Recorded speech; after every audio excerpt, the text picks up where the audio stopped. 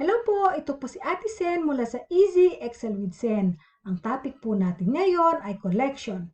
And gagawa po tayo ng summary and trend gamit ang SUMIFS and COUNTIFS formula sa Excel. Tara po, puntahan natin ang aking spreadsheet.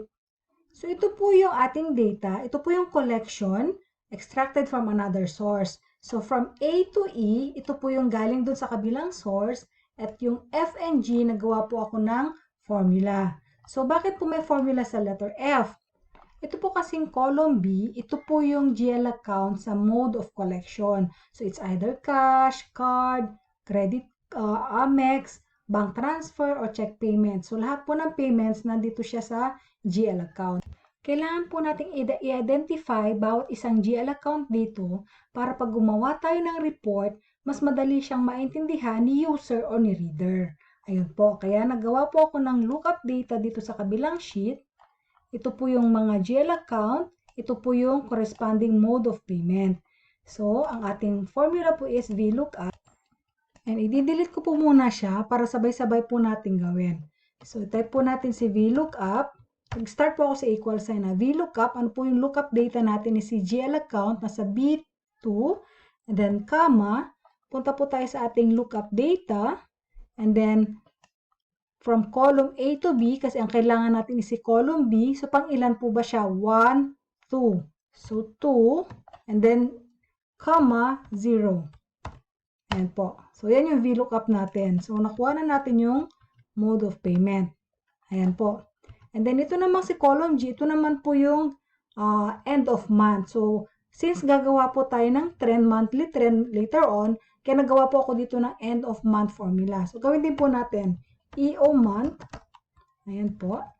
And then, dito tayo sa posting date sa D2, comma, and then since yung particular month ang kinukuha natin, yung end of month of that particular month, 0 lang ang lalagay natin, and then parenthesis.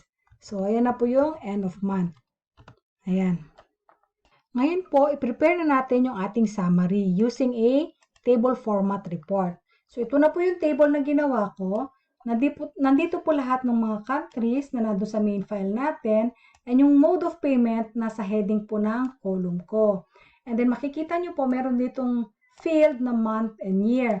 So ilalagyan lang po natin to ng month and year, corresponding month and year, para po magawa natin yung data for that particular month, and magawa din po natin yung trend for particular number of months. Kung 6 months or 1 year, makagawa po tayo ng trend.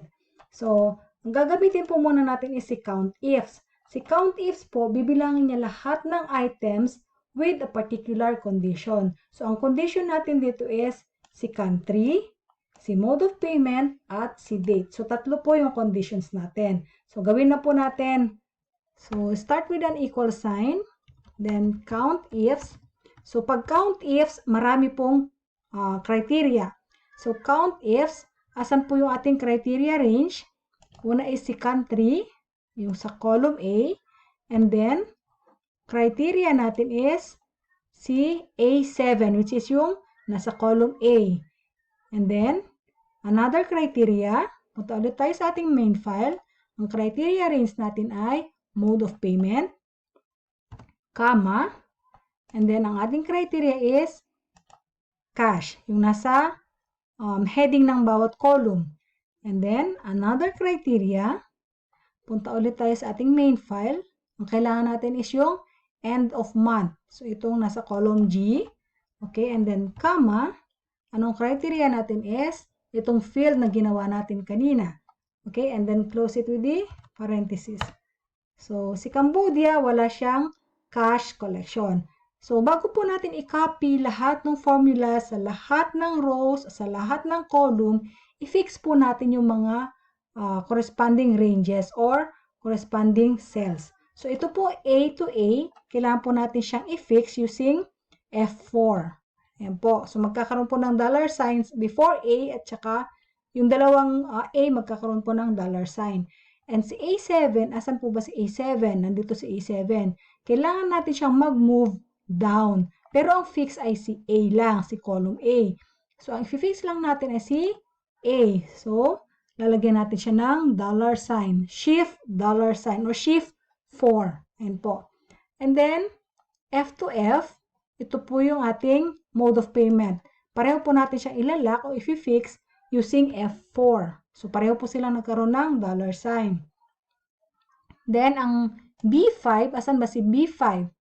Ito po yung mode of collection. So, kailangan natin siya nag-move to the right. So, ang fix lang natin is yung line 5. So, dito lang po tayo sa before ng 5. So, shift 4. Ayan po. And then, si column G, okay, lagyan po natin ng dollar ulit using F4. And then, si O4. Ito po si O4. So, hindi na po natin siya kailangang i-move pa right or pa baba. So, i-fix po natin silang dalawa, si O at saka si 4 using F4. Ayan po. So, na-fix na yung formula natin. And then, i-copy natin sa lahat ng rows. Ayan po. Na-copy ko na sa lahat ng rows. And copy it to the rest of the columns. Sa lahat ng mode of payment. Ayan po. So, naggawa na rin po ako ng sum dito. Inadd ko po lahat ng count. Pakita ko po sa inyo. So, naka-add po lahat ng column sa count. So, sum, and then, itapat nyo lang po yung cursor sa B7, and then plus, and then D7. So, gano'n po, hanggang po sa matapos hanggang sa L7. Ayan po. Dito naman sa baba, sum formula lang siya. So, ayan po. Sum, and then B7 to, so B7 to B17. Ayan po. So, tapos na po tayo magbilang kung ilang transactions o ilang mode of payment ang nangyari sa bawat country. Ngayon naman, kailangan natin is yung value, yung amount. Yan po. So, ang gagamitin natin ngayon is SUMIFS formula. So, saan naman po siya ginagamit? Si SUMIFS formula is tinutotal niya yung value o yung total amount with particular criteria or conditions. So, multiple conditions ulit siya. Gaya ni COUNTIFS, multiple din po yung criteria or conditions niya. So, gawin na po natin. Start with an equal sign, then SUMIFS. Okay? Open parenthesis. Punta po tayo sa main file natin. Ito po yung sinasum natin. Okay? Si column E. Then, separate with a comma. Ano po yung una nating criteria or condition? Si countries. So, click po natin yung buong column A. Ito po yung criteria range natin. Then, comma. Punta tayo sa ating summary. And then, si A7. Yan po yung ating criteria. Then, proceed po tayo sa susunod na criteria range. Itong mode of payment. So, balik tayo sa main file. Mode of payment is si column F. And then, comma. Balik sa summary. And then, B5. Yan po. And then, separate with a comma. The last condition is the end of month. Balik sa main file. And then, highlight si column G wherein nandun yung end of month natin. Separate with a comma. And then, ano yung criteria natin? Balik tayo sa summary. So, ang criteria natin ay si O4. And then, close our formula with the parenthesis. Ayan po. So, gaya ng ginawa natin kanina, i-close lang po natin or i-fix lang natin yung mga ranges at mga cells. So, si A to E, so, lagyan lang po natin ng dollar using F4. Ito rin po F4. So, A7, ang kailangan natin ma-fix is yung column A. So, si A lang po, shift 4. Okay. And then, si F to F is F4.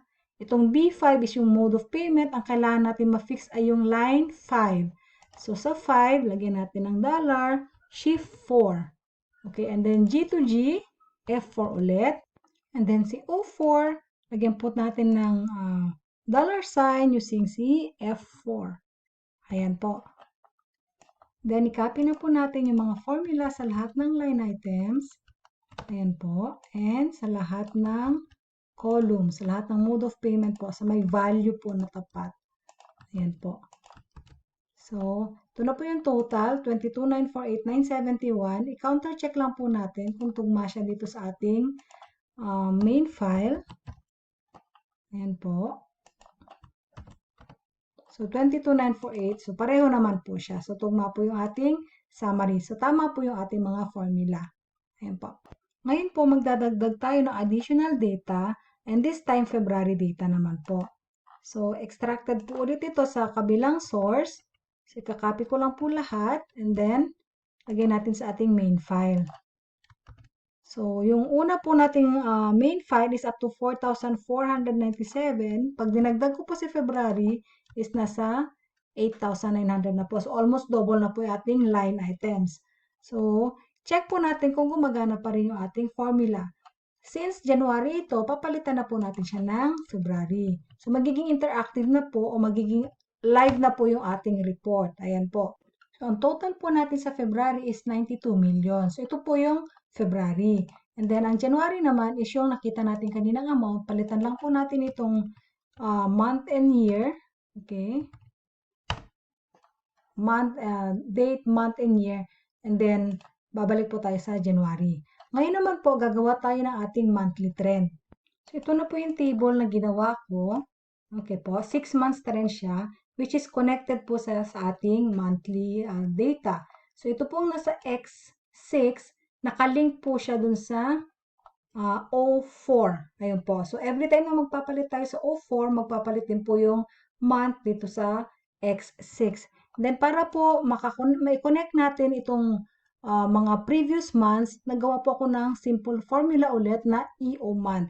So, EO month, X6 minus 1. So, minus 1 para babalik po tayo sa previous month. And then, kinapi ko lang po siya sa the rest of the columns. Now, gawin na po natin si ating SUMIF formula. SUMIF formula, wherein ang condition po is yung countries at saka yung end of month lang. So, SUMIFs. Okay. And then, sa main file, column E. Okay po. And then, ating criteria range is si column A, which is yung country. Balik tayo sa ating summary. Ang criteria is yung country. Then, comma. Second criteria, balik tayo sa main file, which is yung end of month. Itong month and year. And then, comma. And then, balik sa summary, si end of month. And then, close na po natin si formula. Now, if i-fix po natin ang ating mga ranges, okay, using si dollar sign. So, F4, si R7 is ito. So, si R lang ang i-fix natin. Okay, and then G, F4, and then si 6 lang ang i-fix natin. Ito po. So, dollar sign. Ayan po. So, kakopy na natin yung lahat ng formula yung ating formula sa lahat ng columns, sa lahat ng rows. So, ito na po yung ating January. Pag nagpalit po tayo dito ng February, mapapansin nyo po, magiging February po yung month dito sa column X, and then January yung before that, and the rest of the 4 months. Ayun po. So, next time, pag maglalagay po kayo ng March, magiging March po ito and the past 6 months. So, dagdag lang po tayo ng dagdag dito sa ating main files. Kung may bago po tayong data for another month, March, April, idagdag lang po natin siya dito sa ating main file. Wala pong problema kung merong blank kasi po makakapture pa rin siya ni formula. I mean, hindi po magiging disturbance or hindi po ma-interrupt yung ating formula kung merong mga blanks. Unlike po sa pivot table, magkakaroon po tayo ng additional na blank doon if meron tayong space na hindi nalagyan ng data. Ayun po. So, marunong na po kayong gumawa ng table or ng report using SUMIFs and COUNTIFs. So, pwede nyo po itong i-apply sa lahat po ng GL account, mapa-receivables man siya, inventory, or any other account po sa ating GL. So, sana po may apply nyo po ang idea or ang concept na ito sa inyong mga spreadsheet. And salamat po, and please po, don't forget to subscribe to my channel, hit that bell for notification if I'll have new video to be uploaded, and sana po ma-share nyo to sa inyong mga kaibigan. Salamat po and God bless. Keep safe po.